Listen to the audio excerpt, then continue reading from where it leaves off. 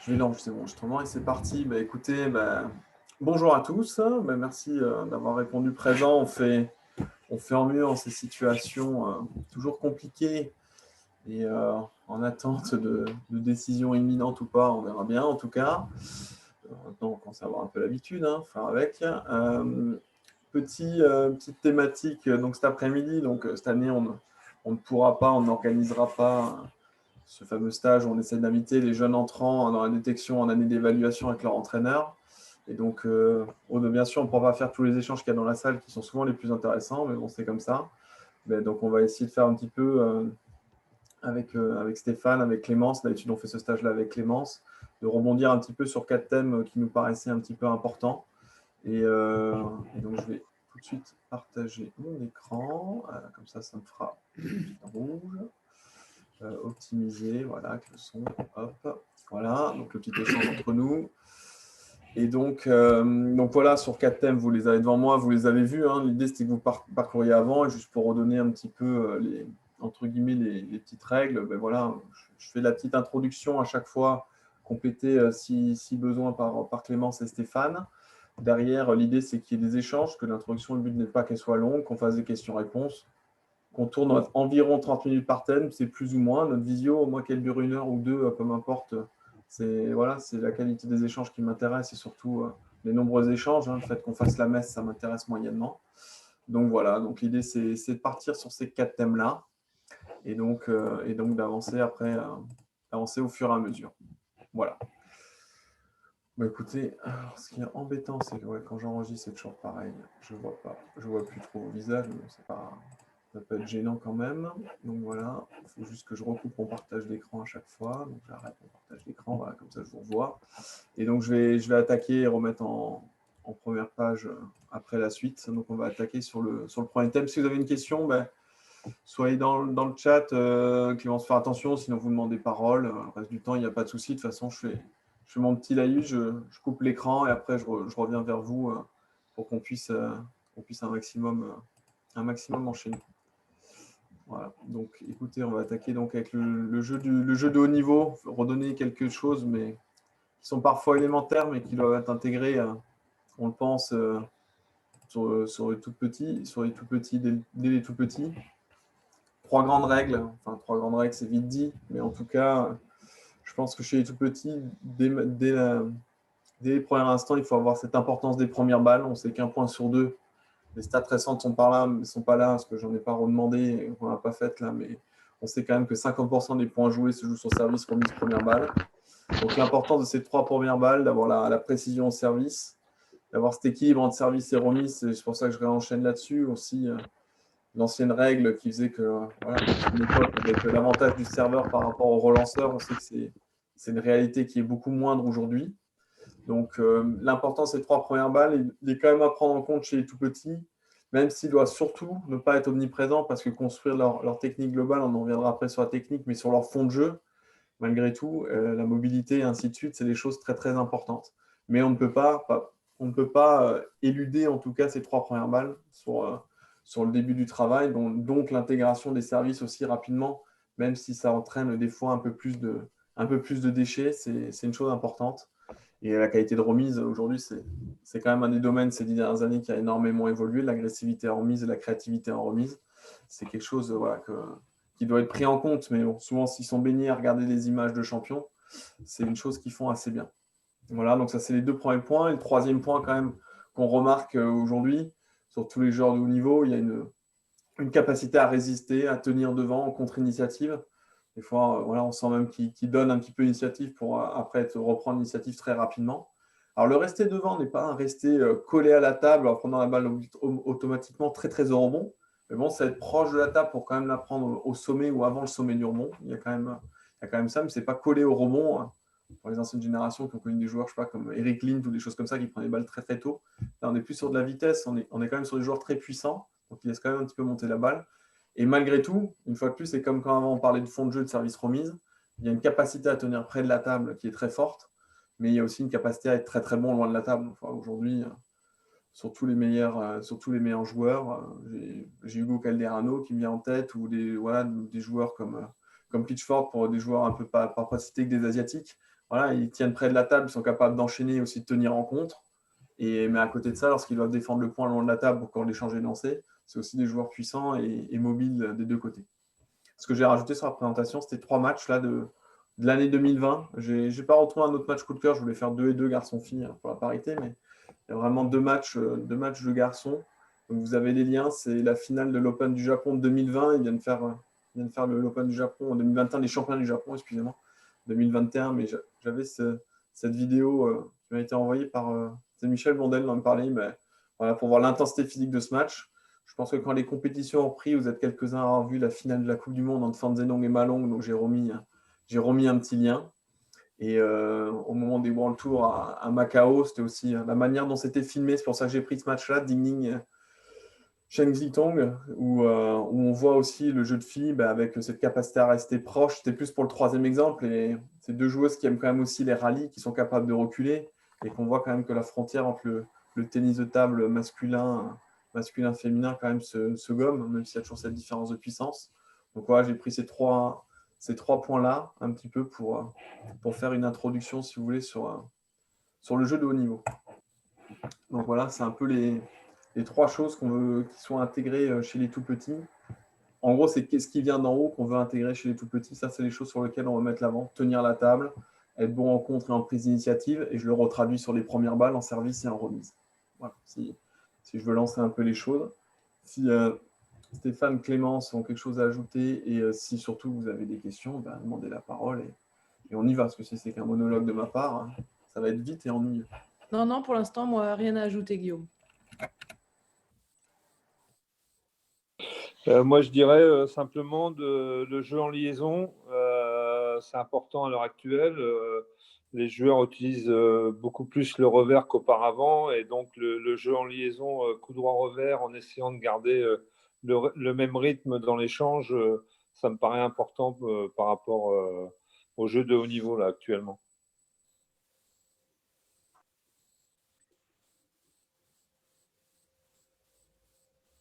Quand je rouvre mon micro, c'est pas bon signe. C'est que je continue à parler. Dites-moi s'il y avait des. Bon, les vidéos, vous n'avez pas pu les voir avant, du coup, désolé. J'ai refait ça avant, je les avais mis dans un coin. C'est resté dans le brouillon du doc. Bon, l'idée, voilà, c'est lancer ces idées-là, qu'on puisse en discuter. On n'a pas les retours à la salle qui sont un peu plus intéressants, mais là, malgré tout, tous les jeunes dont les entraîneurs vous êtes là, là, pour le moment, ils peuvent continuer à s'entraîner, même malgré des conditions difficiles. Voilà. Et la grande chose qu'on peut avoir tendance à oublier en ce moment, je m'en rends compte sur ce que j'ai vu, sur un petit peu ce que nous on a fait en stage et sur ce que je vois sur le pôle Grand Est où je vais un petit peu fréquemment, c'est vrai que les compétitions étant loin, je sais que là, les jeunes sont vraiment en difficulté pour travailler tout ce qui est service, surtout service et première balle, parce que ce qui leur manque, c'est les repères du match, où c'est important aussi de revoir, intégrer un nouveau service, c'est bien de le travailler à l'entraînement, mais quand on n'intègre pas en match, ça commence à être un peu long. Mais c'est quelque chose qu'il ne faut pas essayer de perdre avec eux. Et surtout, si vous êtes beaucoup en séance individuelle en ce moment, je pense que ça doit être le cas avec eux, mettez-vous à servir pour qu'ils remettent et faites-les servir aussi également dans le jeu. Ne soyez pas que sur la séance panier purement distribuée. Voilà, ça c'est le petit lien que je pourrais faire par rapport à ça, surtout en cette période un peu particulière. S'il n'y a pas de remarques particulières, je repartage et j'enchaîne tranquillement et sereinement. Donc voilà, écoutez, les vidéos, je vous invite à regarder en tout cas. En plus, c'est agréable, elles sont bien filmées. Et voilà, avec les commentaires japonais et tout, c'est intéressant. Donc. Sur la technique, on y était un petit peu avant. J'ai un peu effleuré, là, il y a un petit peu plus de données. Voilà, on reste quand même sur l'idée de construire une maison qui doit être bien finie pour le monde du haut niveau senior. On vient d'en parler rapidement du haut niveau senior. Voilà, avec nos jeunes qu'on a, on est sur les fondamentaux, sur les fondations de la maison, dans les techniques du coup droit, du revers et du déplacement. Je ne veux pas faire beaucoup plus compliqué que ça. On peut mettre un petit peu le service à part, mais on en a parlé avant. Je le résume par cet acronyme. Le corps doit être prêt. Donc, le P pour la posture, le R pour le rythme, le E pour l'énergie et le temps. Donc, je redétaille un petit peu, mais vous avez lu. La posture, c'est cet équilibre qu'il faut y avoir. Et de toute façon, ça fait totalement le lien avec ce que vient de dire Stéphane. On va être capable de garder le rythme en coup droit, en revers, en liaison. Et c'est impossible avec une posture qui n'est pas dans le bon sens. Alors, ça ne veut pas dire que le pongi, ce n'est pas un petit peu tordu, chacun a ces choses-là. Mais il y a un moment quand même, la fermeture du bassin et de se replacer au niveau de la posture, c'est très important. On reviendra sur le coude qui est un peu lié à ça après. Le rythme, alors surtout dans le déplacement, je le regarde, je m'encaisse, voilà, je joue, ainsi de suite, il y a cette petite musique. Au-delà du rythme aussi, voilà, on peut mettre la notion qui me plaît beaucoup, la notion de relâchement, qu'on retrouve dans le lent vite, excusez-moi, et dans l'efficience que les joueurs peuvent avoir sur leurs différents coups techniques. Voilà, donc il y a cet aspect-là, ça c'est toujours des grandes lignes. Et vous avez vu, on ne parle pas, je continue après, mais on ne parle pas du tout de biomécanique. Voilà, alors il y a des grandes règles, hein, jouer, voilà, c'est sûr que quand on a une bonne posture, qu'on est bien vers l'avant, ben la balle, on va la jouer devant soi, lorsqu'on est équilibré aussi. Voilà, le côté du rythme, du lent vite et ainsi de suite, je ne vous parle pas je vous parle pas du flip revers ou du top coup droit, c'est valable pour les deux. Ou pour la poussette, peu importe. Au-delà de ça aussi, ce qui doit se dégager, c'est de l'énergie. Bien sûr, au moment de l'impact, toujours avoir l'idée que pour qu'il y ait une partie qui bouge vite, il faut qu'il y ait une partie qui soit fixe. Donc le point fixe solide en même temps qu'il y ait du mouvement. Donc après, peu importe la partie du corps en fonction du coup technique. Le E, on peut aussi le prendre pour l'enthousiasme et l'équilibre. Ça, je trouve, c'est des choses chez les tout petits. Autant avec l'adolescence et grand, il y a certains qui ont, chez les tout petits, c'est un peu vrai aussi, mais qui ont des caractères renfermés qui s'affirment encore plus avec l'âge. Mais le fait qu'il y ait beaucoup d'enthousiasme, c'est important. Et le temps, c'est la situation dans laquelle on est. Il faut vraiment prendre conscience parce que si en ce moment on pense qu'à du court terme, c'est quand même très difficile. Donc voilà, il faut quand même se prendre le temps de faire les choses. Et cette phrase qui est un petit peu une oxymore, mais quand même, c'est pas parce que cela prend du temps qu'il faut perdre du temps. C'est pas parce que la route est très longue qu'on peut partir comme une tortue. Voilà, je ne vous ferai pas la fontaine. Mais bon, l'idée, c'est qu'il y a malgré tout, voilà, même si on se projette sur du long terme, qu'il y a beaucoup de travail, eh ben, il faut pas hésiter à très rapidement voilà, avoir des quantités de travail assez élevées. Et sur cette notion du temps aussi, ce que je voudrais dire là-dessus, c'est qu'il ne faut pas vouloir appuyer sur tous les boutons en même temps. Voilà. Et aussi, des fois, pas trop de détails. Une des remarques qu'on s'est fait avec Stéphane et Clémence à la suite du stage de Nancy, lorsqu'on vous demande aux entraîneurs de nous donner un petit peu les pistes de travail que vous avez avec les joueurs, des fois, on a l'impression qu'il y a énormément de pistes. Et nous, c'est sûr qu'en une semaine de stage, on n'a pas le temps de tout voir. Et je pense que, bien sûr, il faut avoir, et c'est pour ça que ça peut être contradictoire, ce que je dis, il faut vouloir travailler une base large à tous les joueurs, mais il faut faire attention de ne pas faire tout en même temps, tout le temps. Il faut vraiment avoir des priorités. Et surtout par rapport à ça, pas aller tout de suite trop dans le détail. À un moment, le top coup droit, il ne faut pas tout de suite les enfermer dans une biomécanique millimétrée. Ils ne sont pas encore à l'âge d'être réglés comme des Formule 1. Ça arrivera beaucoup plus tard. On ne sait pas si le joueur va beaucoup grandir, comment il va se construire avec son corps, avec d'éventuelles blessures qui vont faire qu'il va devoir faire avec, ou des choses comme ça, ou en tout cas des postures différentes en fonction de l'âge et en fonction de ses goûts dans le jeu. Il veut développer un jeu plus près, un peu plus loin de la table, avec une dominante revers, une dominante coup droit. Donc en fait, c'est pour ça, sur la technique, des fois, voilà, voyons les grandes lignes, comme j'ai un petit peu dit, avec le posture, le rythme, l'énergie. Et après, n'essayez pas, voilà, faut répéter souvent, mais pas être trop précis non plus pour pas trop enfermer le joueur. C'est lié un peu à ça, si je ne me trompe pas. Et du coup, moi, Guillaume, Vas-y. pour appuyer ce que tu dis, je dirais que ce qui est important aussi, et ça rejoint ce que tu dis sur une technique générale, c'est ne pas mettre de frein. Donc voilà, ne pas rentrer trop dans le détail, proposer une gamme assez large de techniques, en même temps un peu quand même ciblées, des objectifs assez simples, mais pas poser de frein dans la progression technique du joueur.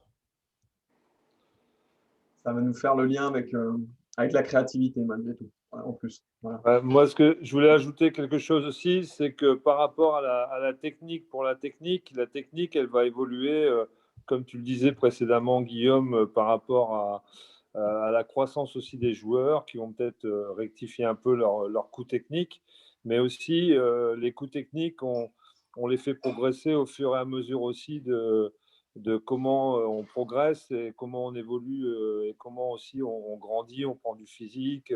Et donc, la gestuelle, elle peut aussi rentrer en ligne de compte. Et pour exemple, ne serait-ce qu'il y a 2 jours où j'étais avec Gianna Kuzu, je me suis aperçu que Gian, à 23 ans, il est encore en train de travailler son coup droit et essayer d'être plus performant. Et sa gestuelle, forcément, elle évolue, quoi. Donc, faut pas mettre de frein tout de suite et essayer d'avoir la technique parfaite avec les gamins, quoi. Faut se donner du temps, quoi. Voilà. La fédération voulait travailler il y a des années avec la roue de haut niveau. Il a manqué un peu ce volet technique. Et la grosse tendance qui avait été le cas, on n'est pas allé au bout, mais c'était aussi surtout d'éviter les grosses erreurs. Voilà. Mais quand on respecte la posture, quand on respecte le rythme, le relâchement, quand on respecte l'énergie, le moment de le lent vite, au moment où on touche la balle, la contraction à ce moment-là, le relâchement le reste du temps, voilà, quand ces grandes règles-là sont en place, là j'en rajoute une maintenant à l'écran, vous avez voilà, la fixation du coude. Ça, c'est une règle qu'on voit quand même, quel que soit le type de jeu en plus, parce que même les défenseurs peuvent avoir ça. Voilà, le fait d'avoir un coude passé en position neutre et qui bouge entre guillemets le moins possible sur la liaison coude droit-revers, bien sûr. Voilà, ça, c'est quelque chose d'important. Là, j'en parle très rapidement, c'est pour rester, parce que mine de rien, on ne peut pas déconnecter la technique du reste. Voilà, il y a aussi, bien sûr, tous ces fondamentaux physiques. Et du coup, vous voyez qu'on peut largement le mettre dans tout le travail technique et que ça, on va le travailler à ces moments-là. Je ne vais pas vous le dire, mais quand je parle de mobilité, quand je parle de goût de l'effort, enfin, c'est un peu physique, mais concentration, et qu'on parle de jouer juste, enfin voilà, aujourd'hui, on est sur des choses-là, on peut tout à fait avoir ça dans sa technique. Le gamin qui choisit le fait de jouer juste, qui a une grande capacité de concentration et qui est en mouvement, pour prendre ces 3 exemples-là de nouveau, voilà, dans sa technique, ça, c'est les choses qu'il faut fixer très petit. Et après, une fois de plus, sur comment vraiment la gestuelle se déroule, c'est surtout pas la gestuelle, la technique. Voilà, là, après, c'est l'appropriation de chacun. On n'a qu'à prendre les 6 joueurs dont je vous ai mis le lien tout à l'heure. Je vais arrêter le partage. Voilà, il y en a pas, les 6 n'ont pas le même coup droit, les 6 n'ont pas le même revers. En plus, je pense à Digning qui a un revers extrêmement particulier. Oui, voilà, Digning n'a pas le même revers que Chen et que Cheng Meng, une autre Chen. Enfin, voilà. Mais il y a le coude qui est fixé, il y a cet équilibre de posture, même si voilà, chacune se construit parce qu'elles n'ont pas la même taille. Gauchère, droitière, avec des styles de jeu, une qui cherche beaucoup le coup droit, d'autres pas, donc c'est sûr que le revers, elle l'a adapté différemment.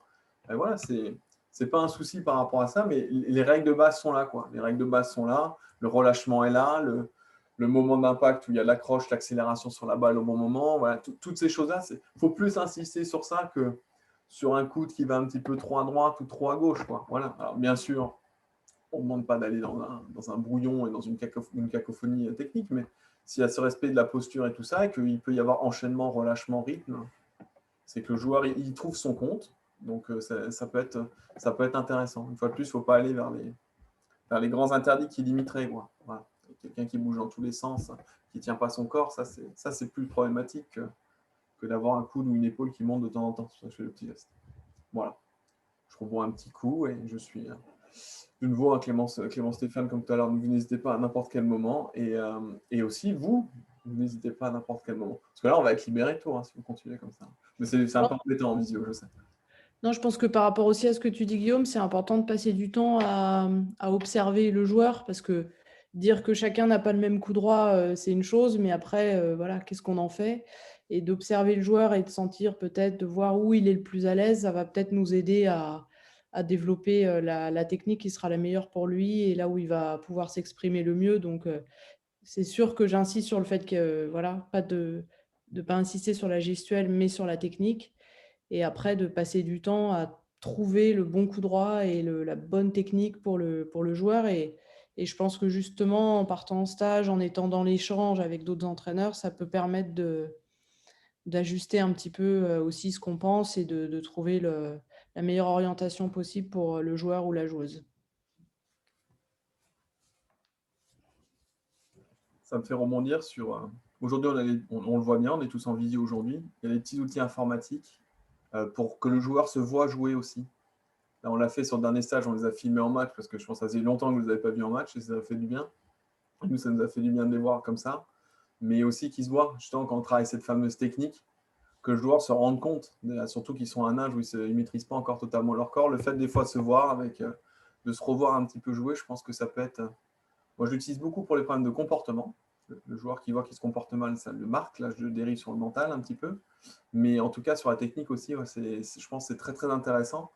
Parce qu'une fois de plus, on n'a que notre œil et tout, et le joueur là peut mettre en lien un petit peu vraiment ce qu'il ressent et ce qu'il voit. Et comme là, nous disait Clémence, quand on construit un peu, quand on construit son coup droit, son côté coup droit, son côté revers, le fait de se voir, on peut se rendre compte de certaines choses, peut-être mieux comprendre des fois ce que vous lui dites, et parce que voilà, il ne sentait pas la chose, et le fait de le voir, du coup, il arrive à mettre un mouvement avec une sensation, et ça, c'est pas toujours simple. Alors, il y en a qui sont très kinesthésiques, qui sont comme ça, d'autres beaucoup moins, et donc à un moment, ça peut aider. Je fais cette petite aparté là.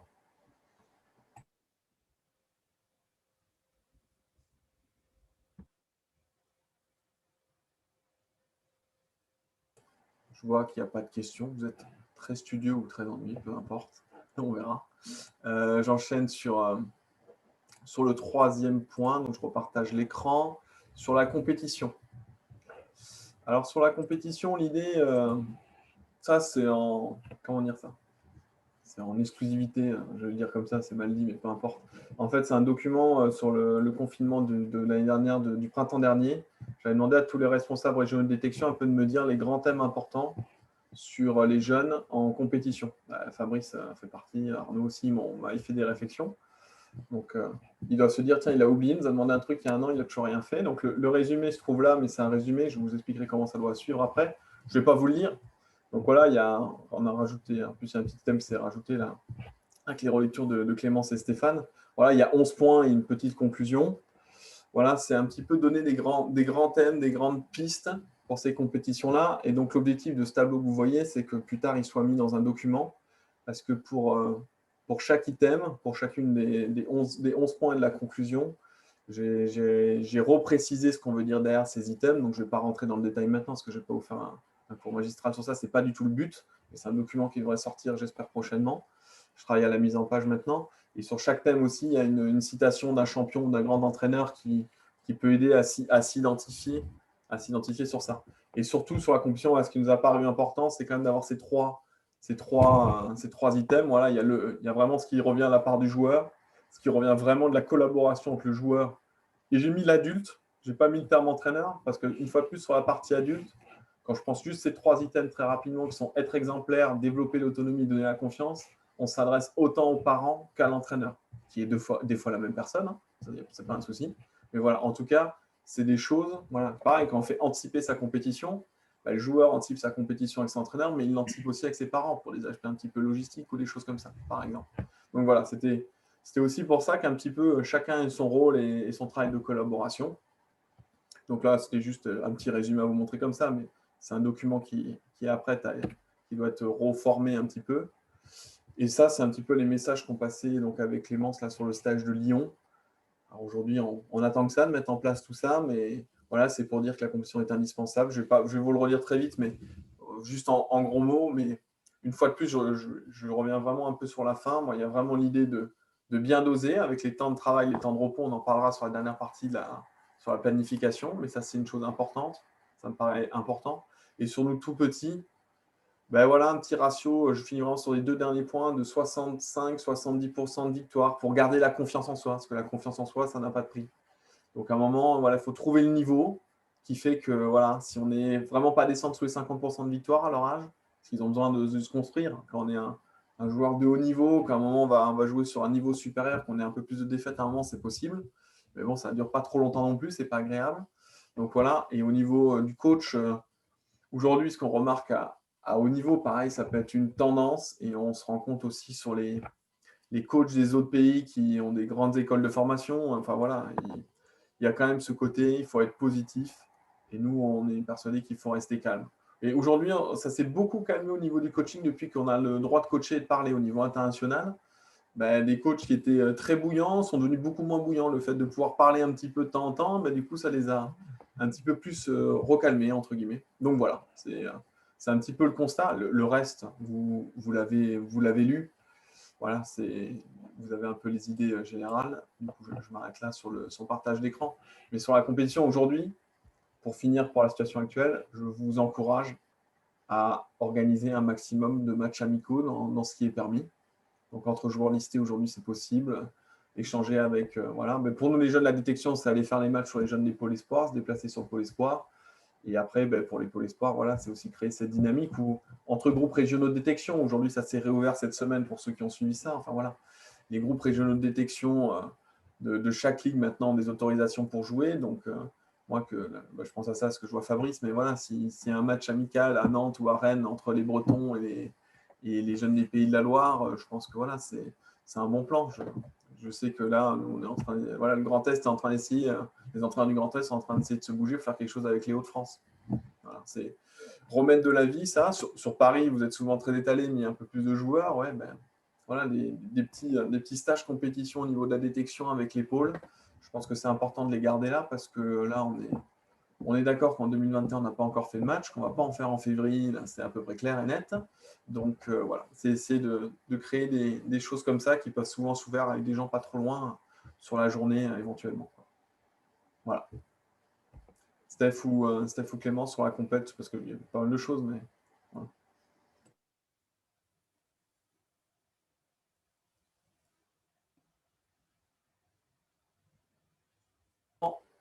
Vraiment très studieux. Hein. Je vais avoir le soleil qui se pointe, je vais avoir le temps d'aller courir. Donc voilà. Non mais voilà. Sur la compétition, je sais que c'est un petit peu compliqué en ce moment de s'imaginer. Il ne faudra pas tomber dans l'excès inverse quand nous... Ah, Sébastien, vas-y. Ouais, juste me poser la question s'il n'y avait pas justement peut-être une façon légèrement différente de travailler du fait que les jeunes ne sont pas contraints d'enchaîner les compétitions et peut-être travailler de manière peut-être complètement, enfin pas complètement, mais différente en prenant en compte qu'il n'est pas de compète. Est-ce qu'il n'y a pas une façon peut-être justement de voir des choses qu'on n'aborderait pas avec des compètes régulières, qu'on n'aurait pas le temps, enfin gérer le temps tout simplement différemment en fait. Je pense que c'est vraiment... En fait, on est sur une phase de reprise perpétuelle, moi, j'ai l'impression. Ouais, j'ai Voilà. aussi cette impression-là en fait. On reprend parce qu'on peut... Là, l'avantage, c'est qu'à l'entraînement, on peut prendre beaucoup de risques, surtout à leur âge, hein, sur des nouveaux apprentissages. Aujourd'hui, c'est marrant, j'ai l'exemple de Bilal en tête qui, sur le premier confinement, c'était pas totalement tennis de table, mais a bossé sa coordination et a appris à jongler. Ben, c'est sûr que c'est pas à 2 semaines d'une compétition importante qu'on va apprendre un nouveau service, qu'on va apprendre un nouveau coup technique qu'on ne maîtrise pas. Mais là, c'est sûr qu'avec la période actuelle, quand on disait qu'on veut des fondations larges, aller faire des choses dont on a moins l'habitude, parce qu'on se dit, mais il y a quand même des compétitions de un petit peu jouer en défense, de prendre le temps d'apprendre un nouveau service, de prendre le temps de voir une nouvelle remise de service aussi pour revenir sur ça. Je pense que ça peut être de jouer pour certains qui se posaient les questions. Alors, je sais qu'il y en a, ils ont basculé, mais voilà, sur est-ce qu'on doit tester ou pas un matériel, passer avec un soft ou pas, ou changer de matériel même. Hein. Quand je dis ça, c'est pour prendre le temps. Des fois, on l'oublie. Est-ce que la raquette est toujours adaptée? Là, mais là, c'est peut-être le moment, je me dis, j'hésitais à lui mettre une raquette un peu plus rapide ou un bois différent. Là, on est sur des périodes où on peut avoir des tests par rapport à ça. Donc ça, il faut en profiter. Et après, il y a toujours ce manque de valider en compétition, mais pour le moment, on doit faire avec. Et d'où les matchs amicaux à essayer de faire, parce que mine de rien, ça donne des repères. Ça donne des repères et de la confiance ou pas, mais peu importe, mais au moins un repère net aux jeunes pour savoir où il en est par rapport à ça. Très bien. Voilà. Moi, c'est l'impression que j'ai. J'ai l'impression, c'est pour ça que j'ai l'impression on est loin des compètes tout le temps. Et quand ça va reprendre, j'espère bien que ça va reprendre, mais voilà, ça va venir après très très vite. Donc il faudra faire attention à l'extrême inverse.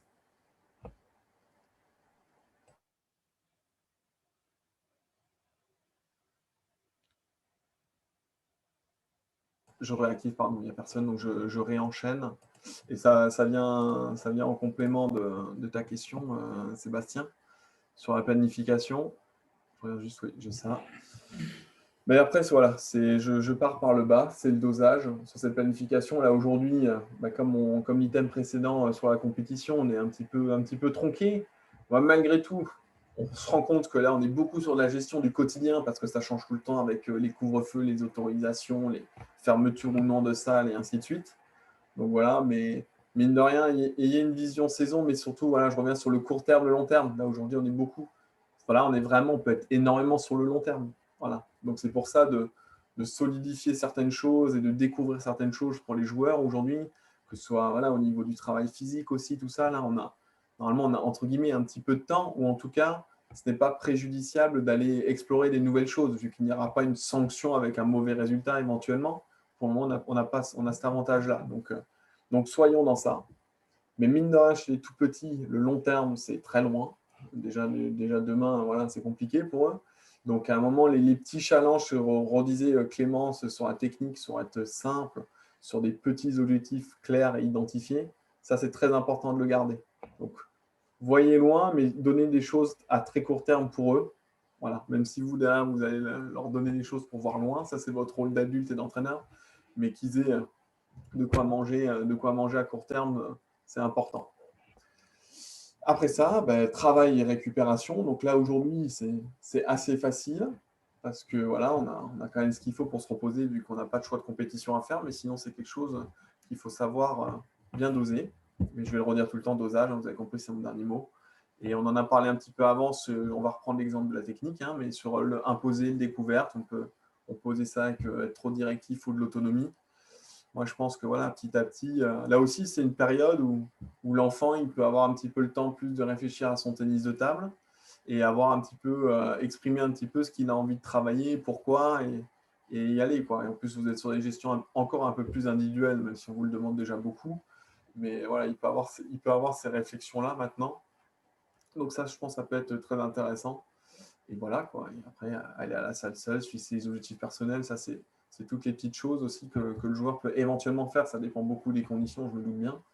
Mais il y a un moment, voilà, s'ils ont la possibilité d'aller à leur salle d'entraînement, là, il y a vraiment des moments où ils peuvent se retrouver à devoir un petit peu découvrir des choses et créer des choses. Et ça peut être vraiment très, très intéressant pour plus tard.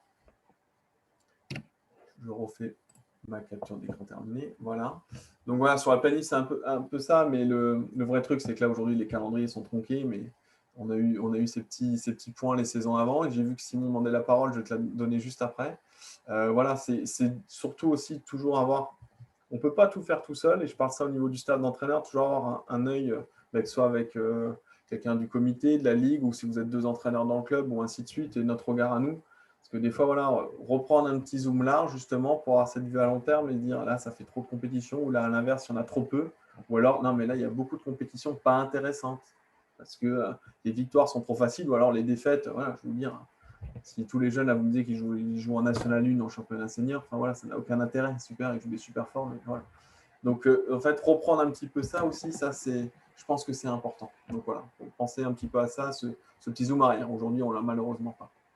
Simon, je t'en prie. Ouais, moi, je voulais juste revenir sur ce que tu disais tout à l'heure concernant ce dosage dans la planification.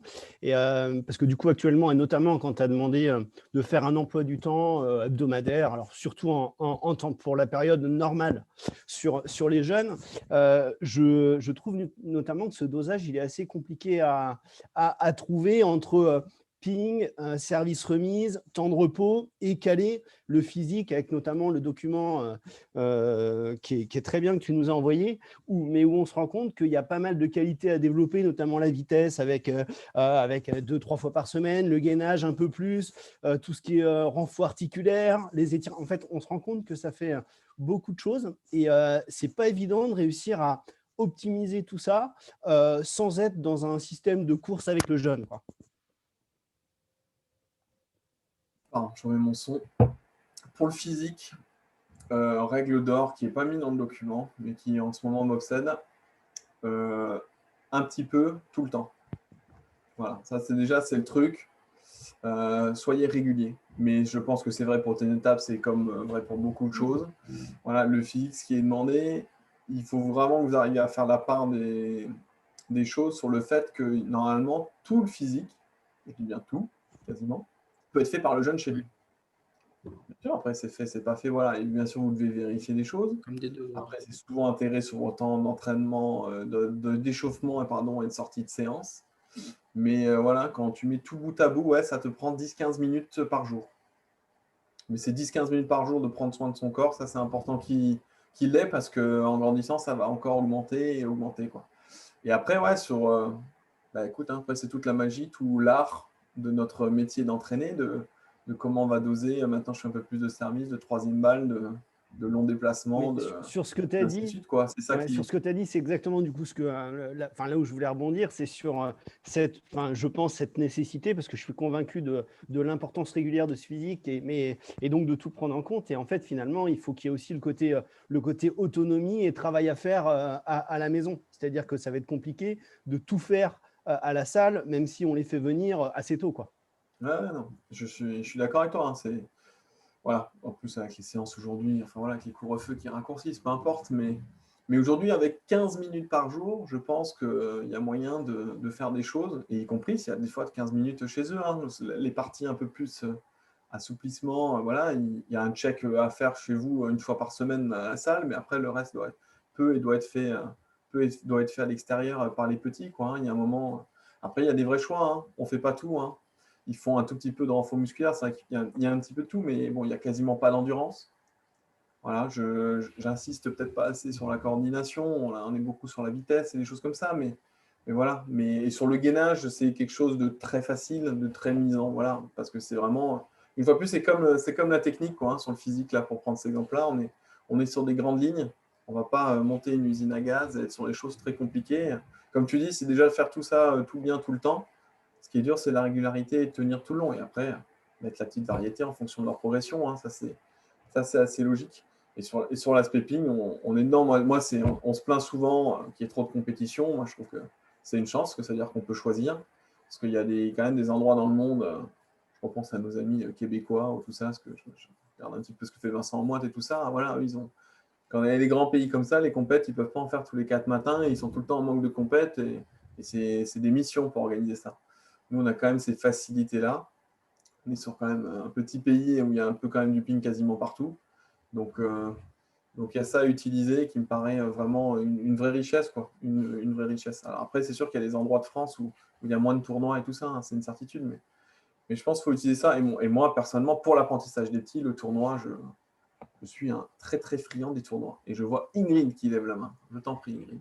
Ouais, c'était pour rebondir sur ce que tu disais, c'était comment bien planifier toutes ces compétitions-là pour pas qu'il y ait trop de compétitions et pour qu'il y en ait assez quand même. Et finalement, si l'enfant fait le critérium, plus le championnat, plus quelques tournois, ce que tu l'as dit, c'est important et on aime tous, comme éducateurs, envoyer nos jeunes en tournoi. C'est d'autres compètes, c'est voilà. Les compètes club, il y a quand même des petites compètes club qui vont être importantes pour le club et importantes pour le jeune pour gagner de la confiance. Et finalement, quand on met tout bout à bout, ça peut faire des mois sans week-end off. Et comment, du coup, toi, tu préconises ces week-ends-là? Et est-ce qu'il faut programmer des week-ends vraiment off? Ou est-ce que si l'enfant joue tout le temps, et qu'on met un peu de récup en cours de semaine, comment bien conjuguer tout ça? L'importance de la compète. Encore un avant, parce que je me trompe, c'est l'intérêt pour le joueur. J'ai fait une petite vision avec la famille et les entraîneurs de Quentin Sandona en début de semaine.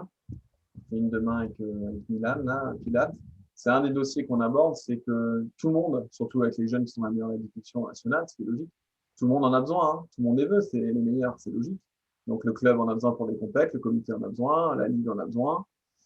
Le 1 du 1, c'est que tout le monde mette tout sur papier, qu'il y ait discussion en amont. Moi, je pense qu'à partir déjà, il y a beaucoup de choses, je pense, qui se règlent en amont. Si à un moment, on sait que 3, 4, je vais aller jusqu'à 5, je ne suis pas fan, week-end de suite où il va être pris, mais que c'est dans l'intérêt du joueur et qu'on le sait avant, on s'y prépare. Et que du coup, les moments off, ils sont lundi, mardi. Il ne faut pas réfléchir aussi que le off, c'est le week-end. À un moment, voilà, les off, ça peut être les lundis, mardi, mercredi, parce que tous les week-ends, il y a quelque chose qui est important et que il faut que le petit récupère à ces moments-là. Ça, c'est une chose à penser. Après, moi, ma règle, c'est 3, 4 week-ends de compète maxi à la suite. Ça me paraît cohérent. Mais après, c'est toujours pareil. Je vais me contredire, mais entre la compète qui prend juste 2 matchs, parce que c'est un petit match par équipe qui est gagné vite fait, qui est à domicile, et qu'à domicile, c'est à 2 km de chez moi, voilà, ça prend pas beaucoup de temps, et 4 week-ends avec des grands déplacements, parce que on joue déjà à un niveau régional en par équipe, qu'on part faire des championnats de France des régions, par exemple, ou des choses comme ça à leur âge qu'ils peuvent faire. Voilà, il faut regarder aussi le poids de la compétition. Mais je pense qu'il faut jamais sous-estimer le poids de la compétition. Même la petite compétition près de chez soi, c'est là où je me contredis, c'est quand même ça qui est le plus fatigant, quoi. Et ça, il ne faut pas se leurrer. Même l'avantage à leur âge, c'est qu'ils vont récupérer très vite. Ça, il ne faut pas se leurrer. Mais voilà. Mais je pense que c'est là où il y a une vraie différence, je trouve, entre les poussins, où limite, ils récupèrent à une vitesse, mais dès qu'on va basculer vers Benjamin et surtout minime, moi, je veux vraiment les sensibiliser là, parce que ce sera une réalité absolue en cadet, où il faut faire vraiment des choix. En cadet, c'est plus possible de tout faire. C'est plus possible. On peut plus jouer pour la ligue, pour le comité, pour le club, ainsi. C'est une évidence avec l'international qui se met dessus. Et vu qu'aujourd'hui, si ça repart comme il faut, l'ITTF est en train de créer la catégorie U13 vraiment de manière très identifiée dans les compétitions internationales. Et les tout meilleurs, je pense un exemple, voilà, comme Simon Gauzy et tout ça, qui, quand ils étaient minimes, ils étaient dans les meilleurs cadets. Et oui, en minime, ils ne pouvaient plus tout faire déjà. C'était pas possible.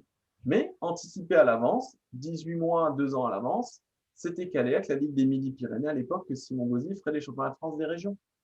Voilà, c'était calé. La Ligue a demandé 3 jours sur 24 mois pour avoir ce petit truc vu tout l'investissement qu'il a mis. accord des entraîneurs du quotidien, c'est vu à l'avance. Voilà, c'est bon, on passe à autre chose, c'est prévoir. Et sur les d'autres compètes, ben non, il est pas dispo, que ce soit pour faire d'autres compètes ou que ce soit au repos, peu importe. Voilà. Je pense qu'en mettant tout sur la table rapidement et qu'à un moment, chacun lâche du lest, quoi. Si à un moment, le club veut rien lâcher, le comité veut rien lâcher, la ligue veut rien lâcher, eh ben, il faut être conscient, c'est ce que j'ai dit aux parents à la réunion avec Quentin. Je dis, c'est votre enfant, c'est vous qui décidez. Hein. Il y a un moment, si vous sentez qu'il peut tout faire, qu'il a envie de tout faire, mais c'est un moment où vous sentez que votre enfant il est en train d'exploser, il y a un moment, il va falloir que les gens autour de vous ils soient capables d'écouter. Sinon, ça va être compliqué pour la suite. Donc voilà. Moi, je crois beaucoup à l'échange de ce côté-là. Et une règle vraiment à la cake, ça serait 3-4 week-ends à la suite au maximum. Parce que, il y a un moment, il faut aussi se poser et qu'ils aient d'autres choses avec leur famille à un moment. Oui, je rejoins ce que dit Guillaume. Je pense que, enfin, sur le fond, je suis d'accord, mais c'est vrai que sur la forme, c'est souvent une histoire de communication et on s'aperçoit qu'il y a parfois des soucis qui auraient pu être évités si tous les partis avaient communiqué en amont et justement loin des compétitions pour qu'il n'y ait pas de tension, qu'il n'y ait pas de stress inhérent à la compétition qui approche et qu'on puisse se mettre autour d'une table et échanger sereinement. Voilà. Donc, et puis après, voilà, ça permet de prioriser. Et je pense quand même que des fois, toutes les compétitions qu'on leur propose, il y en a qui sont plus ou moins importantes. Et alors, je parle pour nous en Île-de-France. Bon, des fois, nous, la départementale, même la régionale, parfois, ça joue le vendredi soir. Quand le jeune il a eu une semaine d'entraînement, de cours et qu'à 20h, il faut qu'il soit là au club, qu'il va se coucher à minuit, c'est vrai que j'aurais tendance à dire que non, c'est pas une priorité de jouer en D1 le vendredi soir. Et tout ça, oui, si on en parle avant, je pense que ça évite pas mal de problèmes. Je rebondis sur Clémence. Je suis un peu lourd, mais Ouais, là, j'ai peur, là, Stéphie. non, simplement, on a trop connu d'antan des joueurs qui ont été pris en otage, entre guillemets, par leurs comités départementaux, régionaux, par rapport à leur niveau. Et c'est vrai que Clémence a raison de dire qu'il faut absolument, d'entrée de jeu, même Guillaume le précisait, c'est se réunir tous avec les parents pour que tout soit calé avant de commencer, je dirais, le début de saison, surtout par rapport aux tout meilleurs qui vont être pressés, je dirais, par toutes ces compètes de clubs, de départements, de régions, de districts même. J'en ai connu, nous, dans le Nord. Il y a des districts et il y a un moment donné où des filles qui étaient internationales, le département demandait de faire des compétitions de district, quoi. Donc, bon, au bout d'un moment, le joueur se retrouve en otage. Pourquoi? Parce que forcément, à un moment donné, les parents ne peuvent pas forcément tout financer et ont besoin d'aide. Et donc, quand les comités départementaux régionaux commencent à mettre un peu d'argent sur les joueurs, forcément, ils ont envie aussi d'avoir des retombées.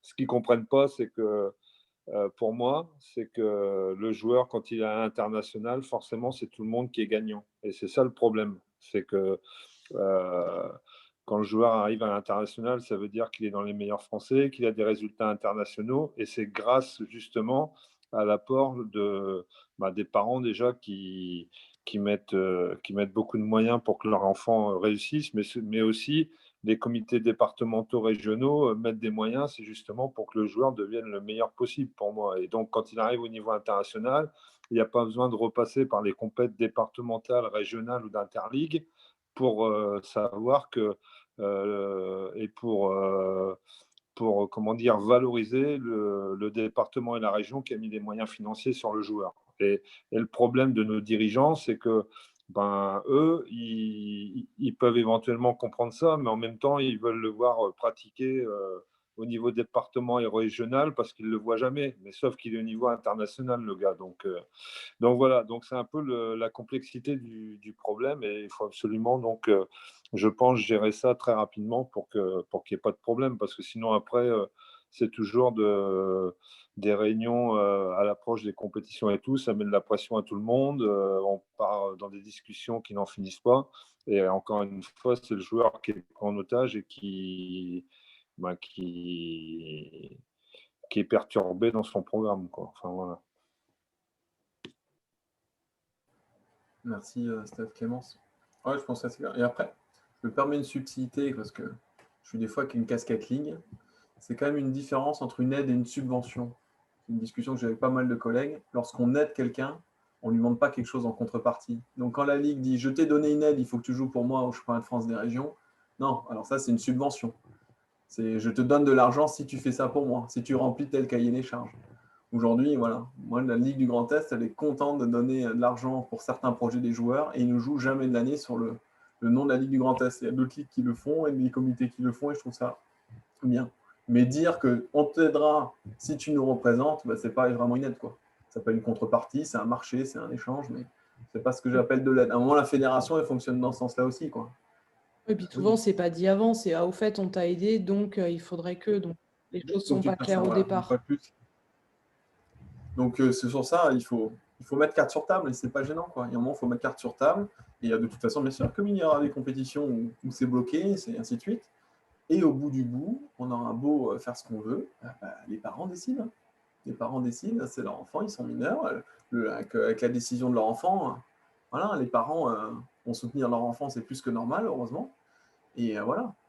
Et donc c'est pour ça qu'il faut qu'il y ait un commun accord.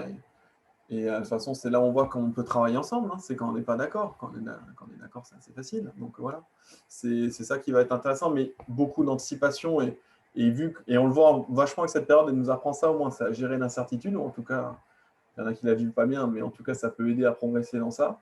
Et voilà, il y a des petits points réguliers tous les 2-3 mois pour refaire le point en disant ouais, ben là, non. Ben, je vous donne un exemple. D'habitude, quand on fait l'intervention aux jeunes du Grand Est, on peut inscrire les enfants sur n'importe quel tableau entre U9, donc moins de 9 ans, pardon, et jusqu'à moins de 15 ans. Et il y a toutes les années d'âge, 10, 11, 12, 13, 14, 15. Et en fait, j'inscris les enfants, mais je réserve juste, entre guillemets, leur lit, leur repas, et pour leur tableau, j'attends toujours 15 jours ou une semaine avant pour demander à l'entraîneur au quotidien sur quel tableau je l'inscris. Actuellement, il est dans une période où il faut plutôt qu'il gagne, il a besoin de gagner, et donc du coup, on lui met un tableau qui est gagnable, ou à l'inverse, ben là c'est bon, il est vraiment en confiance, il aurait besoin de matchs un petit peu durs. Donc on le surclasse ou on le double surclasse éventuellement. Et ben, ça rejoint un peu l'idée de ce qu'on vient de dire sur la planification. Tous les 2-3 mois, on va. Et peut-être qu'une compétition, un tournoi régional, ben, il y a 3 mois, on ne l'avait pas mis parce qu'il ne nous pensait pas pertinent. Et ben, quand on refait le point, en rediscutant avec tout le monde, on se dit ben, allez, gagner des matchs sur ce petit tournoi régional ou ce truc, ça a du sens maintenant. Voilà. À 15 jours du truc, ça a du sens. OK. Et à l'inverse, un tournoi qu'on voulait vraiment faire en début de saison, on se rend compte que non, mais là, dans 2 semaines, il y a un championnat de France, tu es totalement cramé. Il ne faut pas aller faire ce tournoi pour te mettre en forme pour les France. Il faut que tu restes à la maison, te reposer pour bien te préparer pour ta compétition qui est plus importante. Voilà, je pense qu'il y a un petit peu tout ça. Alors après, il y a des dates qu'on ne choisit pas. Ça, c'est les grands événements et c'est à ceux-là qu'il faut se préparer. Et après, voilà, sur les autres, je pense qu'il faut se donner aussi. Il ne faut pas plaquer, voilà, ce que je voulais dire, il ne faut pas plaquer ces planifs. Les belles planifs super bien faites, c'est bien. Mais comme je dis, un des meilleurs outils de l'entraîneur, c'est la gomme. Voilà. Il faut être capable d'aussi avoir ça. Ça peut rejoindre tous les thèmes qu'on a vus avant. Mais sur cette planification, c'est ça. Et c'est surtout être partagé avec tout le monde parce que quand vous faites tout seul dans votre coin, c'est compliqué. Et c'est là où il y a des tensions de dernière minute qui sont évitables et préjudiciables. Je regarde s'il y a des mains qui se lèvent. Je scrute. Ouais, moi, je rajouterais que la gomme pour l'entraîneur, mais surtout en collaboration avec le joueur et bien lui faire comprendre que l'importance de la gomme, c'est qu'on a gommé ce qu'on avait prévu de faire et que j'avais expliqué à mon joueur que ça allait se passer comme ça et que finalement, je suis revenu un peu sur ce que j'avais fait, mais il faut à chaque fois qu'il y ait une collaboration avec le joueur et qu'il soit pour pas qu'il soit perturbé et plutôt qu'il soit plus en confiance sur les choix de l'entraîneur et dans la collaboration, c'est très important, quoi. Et que le joueur accepte aussi positivement le fait qu'il y ait du changement dans sa planification très tôt. Parce que ça dépend aussi du caractère. Il y a des jeunes qui vont se laisser faire, il y a des jeunes qui sont en plus dans tout ce qui est bien régulé. Et donc, tout ça, il faut absolument que ce soit bien coordonné entre l'entraîneur et le joueur. Et que l'entraîneur sente bien que le joueur est partie prenante du changement qui peut être amené au niveau de la planif, quoi. Voilà. Merci, Steph. Je ne repartage pas mon écran parce qu'on est sur le point des questions diverses et variées. Je fais une introduction sur ça. Vas-y, David. Oui. Juste, moi, j'avais 2-3 remarques à faire un peu plus générales, puisque je m'occupe des juniors garçons. Donc, je suis à peu près, pas à la fin de la filière, mais au tiers de la vie pongiste des jeunes en général, parce que la route est longue quand même après. Donc, je te rejoins, Guillaume, complètement sur les 3 premières balles. L'importance de ce secteur de jeu qui est vraiment fondamental, puisque bien évidemment, il faut un fond de jeu, ça c'est clair, mais le ping, c'est service remise, les 3 premières balles. On en rajoute une derrière. Ça, c'est le premier point. Alors, moi, j'ai une photographie de la catégorie junior garçon française, donc voilà, c'est un peu statistique, mais les Français sont souvent des bons serveurs, mais quand même, dans le service remise, il y a encore à progresser. À ce moment-là, moi, je suis à l'INSEP, mais j'en vois d'autres aussi. Quand on les, entre guillemets, récupère des autres structures, le français, il est très fort en rythme en général, assez courageux et capable de s'entraîner. Il a bien compris qu'il faut s'entraîner longtemps, beaucoup. Donc, il a appris ça dans les structures, dans les étages, entre guillemets, en dessous. Donc, ça, c'est bien. Ils sont capables de faire beaucoup d'efforts en dehors de la table, etc.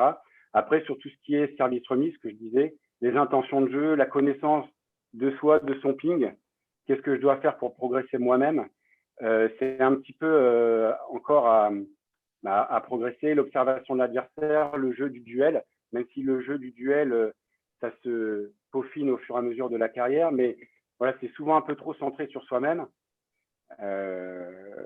Ça, c'est une des choses. Et puis, bon, au niveau physique, vous avez parlé à un moment donné de gainage. Bon, il y a plein de choses à travailler sur le physique, bien évidemment, mais le gainage, c'est hyper important. Avoir un corps solide pour justement résister à la charge de travail, à la blessure aussi. Les Asiatiques sont vraiment très forts sur ce côté-là et nous, on y travaille aussi, bien évidemment. J'ai bien aimé aussi ta petite remarque sur la dernière diapo, c'était aller à la salle, je dirais tout seul. Développer l'autonomie. En fait, souvent, nous, il y a un cadre général qui est donné par l'entraîneur, mais c'est hyper important que le joueur, à un moment donné, il se prenne en main par rapport à ce qu'il a envie de travailler, le service, le physique, plein de choses, mais qu'il ait des moments où il réfléchisse sur son ping. Et en fait, quand je dis ça, c'est pas toujours, c'est pas que c'est une faute, mais c'est aussi la responsabilité des entraîneurs, de tous les entraîneurs, en général, quand même, dans notre filière, on est très organisé. On voit moi, mon gamin, il a 7 ans, il était déjà détecté dans son département, le pôle, le club, etc., les pôles espoirs. Et en fait, des fois, on suit le mouvement. Il y a toujours un entraîneur qui est là aussi pour bien caler les choses, mais quand on est livré à soi-même, on a un peu plus de difficultés. Je dirais un peu de la débrouillardise qu'on doit avoir en match, justement. Alors, bien évidemment, je grossis le trait, je caricature, parce qu'il y a bien, vous avez tous, quand on dit ça, des jeunes qui sont débrouillards, qui se connaissent eux-mêmes, qui sont bons, mais c'est quand même moi, ça fait ma 7e année sur les juniors, c'est quand même le trait de caractère par rapport à la population que j'ai eue. Et travailler en match, je vous disais, en ce moment, on n'a pas beaucoup de matchs, mais travailler en match, là, il n'y en a pas, mais on peut en faire un entraînement aussi. Sacraliser un peu ce moment-là, même Covid, hors Covid, et quand on puisse parler du match avec son joueur, qu'on analyser, faire parler l'adversaire, etc. Enfin, le joueur, enfin les deux, quoi. Et ça, je pense que c'est quelque chose aussi à travailler. Merci, David. Si quelqu'un, donc comme dit, là, on est au point divers, s'il y a des remarques ou des questions. Non, mais c'est super important que ce que vient de dire David. On se rend compte dans tous les sports actuellement, sur tous les sports collectifs, on voit dans le football où les joueurs, moi je suis on en fait plus individuellement. Et en fait, les joueurs de foot actuellement, qu'est-ce qu'ils font? Ils s'entraînent beaucoup avec leur équipe 2 fois par jour. Mais alors, ils ont les moyens aussi financiers, mais ils travaillent leur physique à côté, leur morphologie, leur physique. Et donc, ils prennent des entraîneurs privés, quoi, pour travailler tout seul avec eux et encore une fois, développer des capacités qu'ils n'ont pas forcément à l'intérieur de leurs entraînements de foot, quoi. Donc, oui, la débrouillardise, je suis totalement d'accord là-dessus. Et après, bon, c'est toujours pareil, hein, nous, si on revient au niveau de la détection, c'est quand même des gamins qui sont en bas âge. Et c'est vrai que c'est pas facile non plus pour un gamin de 7-8 ans d'aller tout seul à la salle et faire du service ou autre. Donc, forcément, ils sont souvent accompagnés. Mais je veux dire par là que l'entraîneur peut très bien être dans la salle et jeter un œil peut-être de loin et laisser tranquille le joueur pour qu'il fasse ce qu'il a envie de faire au moment T et dans le faire plus, quoi. Voilà. Mais bon, c'est super important aussi par rapport à se débrouiller aussi en match tout seul quand le coach ne peut pas assister au match ou où le coach décide de le laisser jouer tout seul. Donc ça se travaille aussi au quotidien, quoi. Oui, et puis je pense que dans la construction du joueur, parfois on oublie peut-être, comme tu dis, Steph, c'est-à-dire que oui, ils peuvent pas aller à la salle tout seuls, mais au moins leur créer des temps où ils peuvent être en autonomie à l'intérieur de la salle. Je pense que c'est important et toi comme moi, où on s'est un peu construit aussi en allant à la salle, en jouant, en trouvant un partenaire, un adversaire, n'importe lequel, et on faisait notre ping-pong. Et aujourd'hui, le système est finalement tellement bien organisé qu'on oublie peut-être leur laisser des moments où ils sont un peu libres et où ils sont dans une salle de ping, mais où ils vont pouvoir jouer, vraiment jouer et pas s'entraîner et pas faire ce qu'on leur dit. Et puis, voilà, leur proposer au moins des créneaux comme ça à l'intérieur des stages, à l'intérieur du club, à la maison s'il y a une table, ne pas forcément toujours les piloter du début à la fin.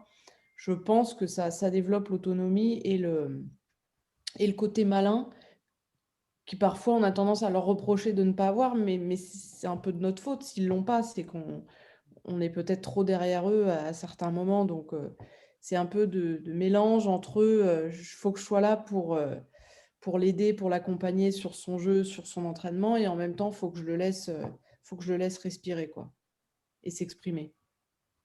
Ouais, ce qui est important aussi, c'est par rapport à ma petite expérience d'entraîneur qui est allé beaucoup à l'étranger quand même, et surtout en Asie. Et là, dans le cadre de la détection avec Damien Loiseau à l'époque, des stages au Japon, c'est qu'on s'est rendu compte que les petits Japonais, ils passaient énormément de temps à la salle et pas forcément et il ne faisait pas forcément que jouer, que de s'entraîner, que de faire du panier de balles à fond les ballons, quoi. Ils passent beaucoup de temps à la salle, ils prennent leur temps. Alors après, je pense qu'ils n'ont sans doute pas les mêmes contraintes au niveau scolaire où ils font différemment, mais en même temps, on s'apercevait qu'ils passaient énormément de temps à la salle et ça, c'est super important quand on est passionné par son sport. Déjà, il faut être passionné et passer du temps à la salle, forcément, on s'organise aussi un tout petit peu tout seul et on fait des choses qui sortent un peu de l'ordinaire, quoi. Et à un moment donné, quand il y avait des stages européens ou quand j'allais aussi en Russie, par exemple, on s'apercevait qu'il y avait beaucoup de... Les Russes arrivaient, ou quand les Russes venaient en France aussi, dans la détection, on s'apercevait qu'ils faisaient vachement de jeux en dehors de l'entraînement, de la compétition, quoi. Ils arrivaient longtemps à l'avance à la salle, ça veut dire qu'ils ont envie de jouer avec la balle. Et ils faisaient des attaques défense, ils faisaient des jeux autour de la table, ils faisaient des jeux de jonglage. Et en même temps, ils travaillent le toucher différemment que de toujours imposer des entraînements bien stricts sur la technique, tout ça. Et ça, c'est vachement important, quoi. Ça, c'est super important.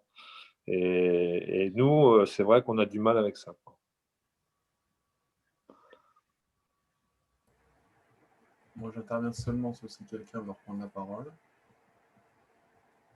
Bah, écoutez. Oui, Ouais, pour rebondir sur ce que disait Steph, c'est dire la même chose, c'est que Nous, à l'INSEP, on a des joueurs de haut niveau, mais ce qui est important, c'est de passer énormément de temps à la salle, c'est vrai.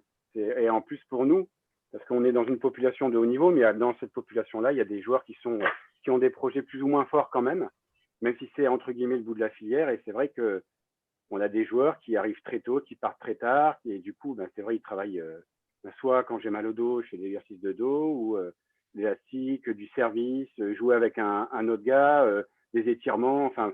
Et c'est vrai que même pour nous, c'est un bon indicateur. Alors pour ça, comme tu as dit Stéphane, pour camper à la salle, il faut aimer ça aussi. Hein. Donc c'est sûr que sinon, mais c'est vrai que c'est tellement dur le haut niveau. Il y a tellement maintenant, il y a tellement de bons joueurs.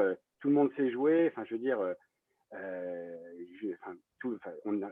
encore une fois, il y a une énorme densité que si on fait pas un peu plus et qu'on passe pas énormément de temps à la salle, à réfléchir encore une fois sur ce qu'on doit faire pour progresser, c'est difficile, quoi, parce qu'il y en a d'autres, quoi. Et sur ce que je disais tout à l'heure, oui, sur le fait d'aller à la salle, on a bien sûr, quand on est petit, on n'a pas toujours les clés de la salle pour y aller tout seul, mais je parlais surtout d'état d'esprit que l'entraîneur et même les parents doivent inculquer au fait d'être autonome, quoi. Ouais. Ça marche, merci. Merci encore. Écoutez, c'est bien, ça spoil. Hein, je fais une petite conclusion. Ah non, Ingrid, tu lèves la main? J'avais un doute avec le chargeur, si tu l'attrapais ou c'était non. Vas-y, Ingrid.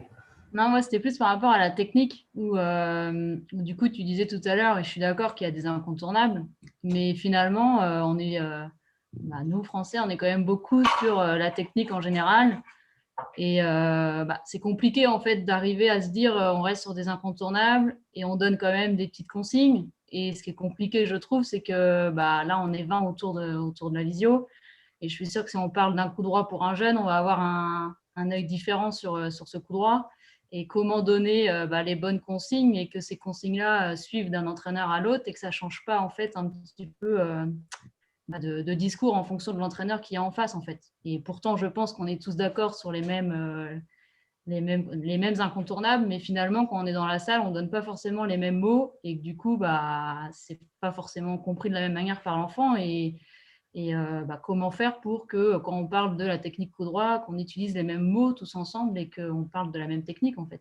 Là, tu disais tout à l'heure, Stéphane, Jan, là, il est en train de revoir son coup droit. Oui, mais du coup, est-ce que ça aurait pas pu être fait avant ou pas? Parce qu'on a dit tout à l'heure, il a grandi, physiquement, c'est pas le même. Mais quoi dire au début pour donner les bonnes consignes et aller dans le bon sens? Non, alors je voudrais me reprendre, c'est qu'il ne change pas sa technique du coup droit, il change la manière de prendre la balle, d'avancer dans la balle, de jouer plus fort, enfin voilà, mais son coup droit, il est toujours le même. Mais tu sens que il y a plus d'engagement physique, il prend la balle plus tôt, enfin voilà, donc c'est ça que je voulais dire dans le changement de son coup droit, c'est pas qu'il change sa technique de coup droit, c'est qu'il amène des qualités physiques, il amène une approche différente par rapport à la touche, enfin, par rapport à comment il va toucher la balle et plus devant et tout ça, quoi. Non, mais ce que je veux dire, c'est qu'on est beaucoup sur la technique, alors que finalement, on est d'accord que si on est gainé, qu'on joue vers l'avant. Après, je te coupe parce que je l'ai en tête, mais après, ce que je veux dire, et c'est une très bonne réflexion, c'est qu'il ne faut pas non plus oublier qu'on est français, qu'on a cet esprit latin, et que par rapport à d'autres fédérations ou d'autres nations, je pense aux Roumains, par exemple, quand tu vois des jeunes Roumains qui arrivent en détection, ils ont tous le même coup droit, ils ont tous le même revers, la même gestuelle, la même amplitude, c'est à peu près similaire. Donc forcément, nous je pense que l'avantage que l'on a, justement, c'est qu'on a des types de joueurs qui ont des coups droits complètement différents les uns des autres. Et je pense que c'est une force, parce que tu as la même nature de balle. Et après, je te rejoins, où on doit justement peut-être dans l'éducation technique, avoir des bases un peu identiques dans l'approche du coup technique. Mais en même temps, il faut laisser, je pense qu'il faut continuer à ce que nos joueurs français ils aient différents types de coups droits, mais en gardant les bases au départ. Ouais. Je ne sais pas si je m'exprime bien, mais alors que quand tu vois les Russes en revers, quand tu vois les Roumains en coup droit, ils ont tous la même approche, la même technique. C'est dans leur éducation, c'est comme ça, quoi. C'est imposé, c'est comme ça. Mais je pense que nous, notre force, justement, c'est qu'on ait des types de joueurs avec des des gestes techniques différents. Et après, c'est sûr que dans l'éducation, dans notre manière, dans l'approche de l'apprentissage du coup technique, oui, se rejoindre sur les bases qui doivent être solides pour l'apprentissage du coup droit ou du revers. Ou, voilà, quoi. Je ne sais pas si je t'ai éclairci, mais voilà quoi. Non, non, en fait, c'est comment on pourrait faire pour, entre guillemets, voilà, utiliser tous, entre guillemets, les mêmes mots pour la même technique. Alors que, je prends moi, dans notre département, il y a un petit qui vient d'un club. Bah, son entraîneur, il va lui apprendre le coup droit d'une telle manière. Lui, il va avoir un mot-clé. Moi, je vais l'avoir en structure DEP. Bah, je vais peut-être lui donner un autre détail. Donc, l'enfant, il va avoir un autre détail. Et puis, il va aller sur un stage rég. Bah, l'entraîneur du stage régional va peut-être lui dire bah ouais, mais moi, il y a quelque chose qui me choque et que je vois ça. Et puis, il va aller en détection nationale et puis on va lui dire bah non, moi, du coup, je verrai plus ça. Et finalement, bah, chacun avec son œil a vu quelque chose, mais que du coup, on a été un petit peu dans tous les sens. Et voilà, c'est ça que je veux dire, que c'est un peu compliqué. Quelle chance pour le joueur d'avoir plein d'avis dans lequel il va pouvoir faire voilà, son propre coup droit. Exactement. C'est comme ça. Hein. Ouais, je pense que s'il a des capacités, s'il est déjà un peu bon, il va faire le tri. Et ah oui, ça c'est important. C'est pas facile, mais je pense qu'il fera le tri. Et je peux pas croire qu'en 4 intervenants ou types d'intervenants, on dise 4 fois des choses différentes. Non, mais des fois, on peut avoir un œil différent. On peut se dire, il y en a un qui dit, bah, il a le poignet cassé, donc c'est gênant. Il y en a un autre qui dit, bah non, c'est pas grave, du moment que le coude est fixé et qu'il va jouer vers l'avant. Mais du coup, après, on est d'accord, il faut communiquer et se régler sur les mêmes choses. Mais... Moi, je pense qu'il faut garder la bonne base du geste technique quand le gamin il arrive, que ce soit au département, à la région ou au national. Il faut tourner autour de ça pour faire améliorer sa technique à lui, sa propre technique, mais pas changer pour changer. Ouais, je vois par rapport à Nancy, là, le dernier stage qu'on a fait, Bilal, si on restait dans la technique pour la technique, forcément, on lui changerait sa technique. Mais en fait, il ne faut pas lui changer sa technique parce qu'il a un type de balle qui fait suer l'adversaire, quoi. Il n'a pas une nature de balle qui est naturelle, entre guillemets, quoi. Donc, forcément, ça gêne l'adversaire. Donc, après, nous, dans notre fonction d'entraîneur et de le faire progresser, il faut qu'on garde sa base de gestuelle et qu'on la fasse améliorer dans l'approche du coup technique et pour qu'il soit le plus régulier possible, qui amène encore peut-être un peu plus de variation. C'est là où il faut qu'on soit fin et qu'on ne change pas pour changer. Et c'est ça l'importance.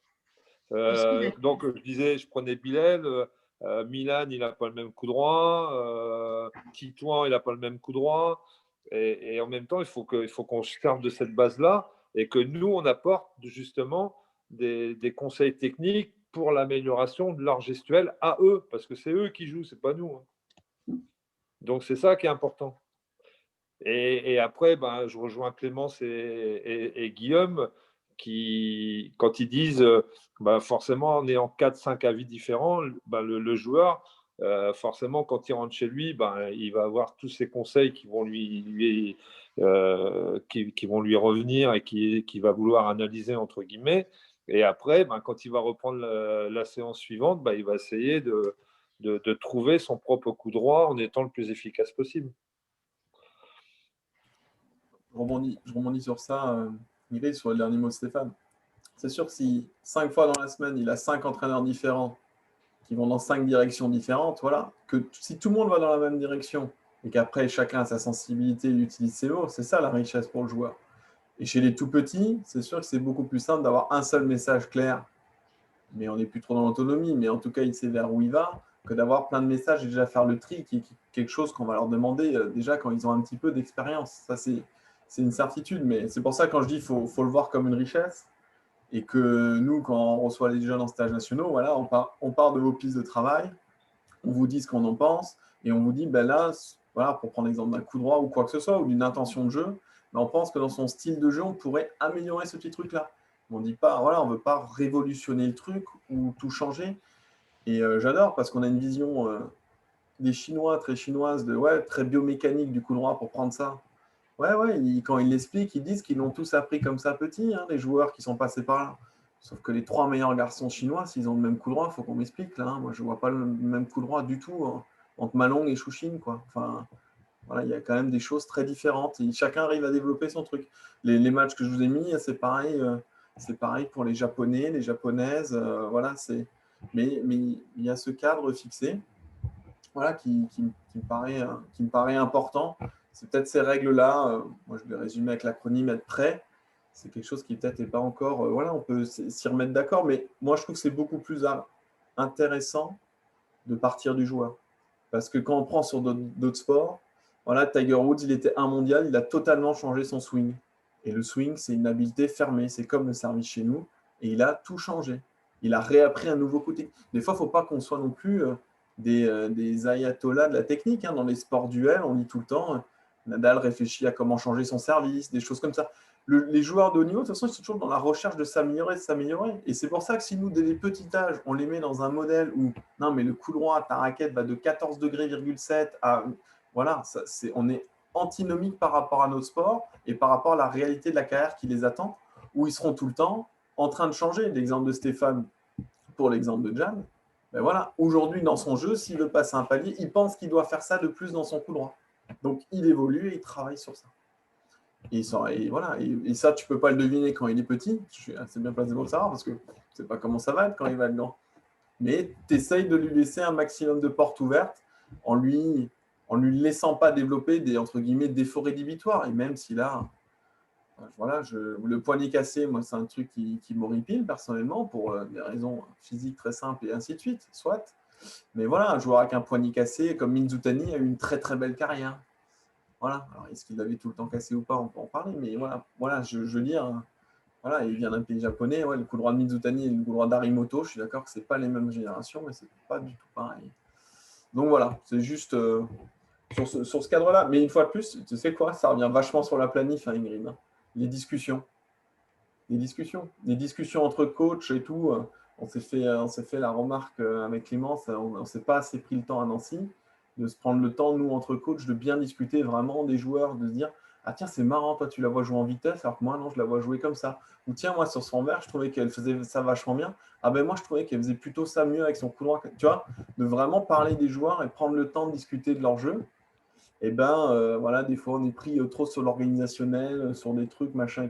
Et ça, c'est des moments qu'il faut se prendre. Et sur ces cas particuliers qu'on a qui veulent être prétendants au plus haut niveau, et ben, il faut prendre ce temps-là. Et les très bons, lorsqu'ils sont grands, ils savent faire le tri. Les grands, enfin, il suffit de lire les interviews de tous les champions, le nombre de mecs, voilà. Dans le tennis pro, il y a plus d'argent, les mecs choisissent leur coach, hein, ça prouve quand même déjà, voilà. Ils sont vraiment acteurs de leur performance. Et certains joueurs qui ont réussi maintenant, ben, j'ai vraiment l'exemple de Simon Gauzy en tête.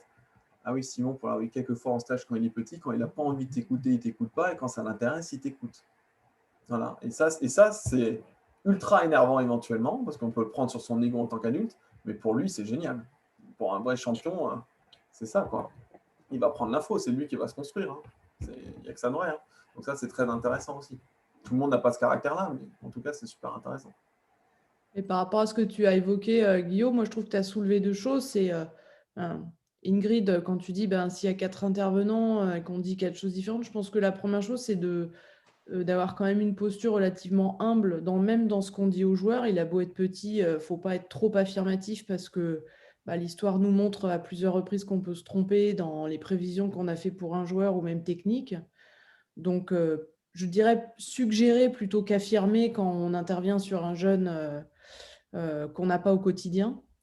Et puis, voilà, consulter l'entraîneur un peu de référence pour savoir s'il va dans ce sens-là avant d'intervenir, et ce qui évite peut-être de mettre le Bronx aux joueurs.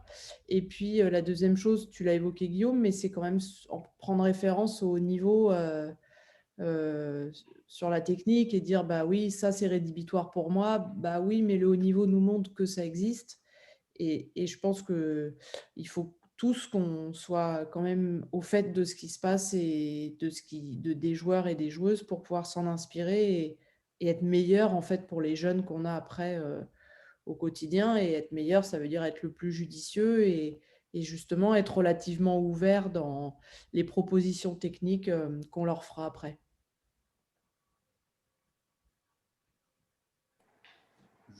Merci Clément, je re-regarde s'il y a des petites mains qui se lèvent ou pas.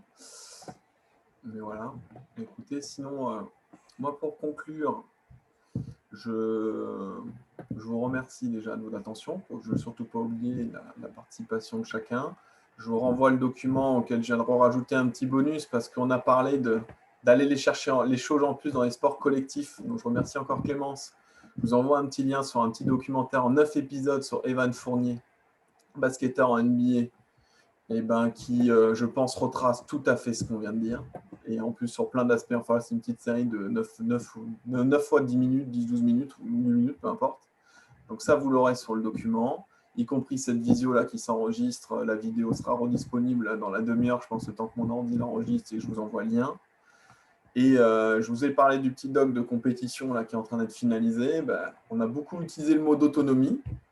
Donc, Nathalie Fortuny qui est là, Clémence, Kenny Renaud, le cas technique en Bretagne, et moi-même, voilà, on a commencé à travailler sur un document. C'est un petit peu en stand-by par ma faute. Là, voilà, il va falloir qu'on va se réactiver. Mais une fois de plus, on n'est pas pressé, mais on va essayer de faire quelque chose de bien pour justement aider, donner ces petites pistes, ce petit socle commun sur qu'est-ce que ça peut être un petit peu, je vais le dire comme ça, l'autonomie pongiste à la française, je le dis très mal, mais voilà un petit truc, on essaye d'être un petit peu tous d'accord, et nous un petit peu, c'est pas le haut niveau, c'est des spécialistes, des psychologues, les différents livres qu'on a lus à gauche, à droite, nous, qui nous paraissent importants pour développer l'autonomie de l'enfant. Voilà. Il y a des trucs, c'est pas nous qui les avons inventés, on allait chercher ces spécialistes, comme on peut aller regarder sur le haut niveau pour s'inspirer sur la technique ou quoi que ce soit.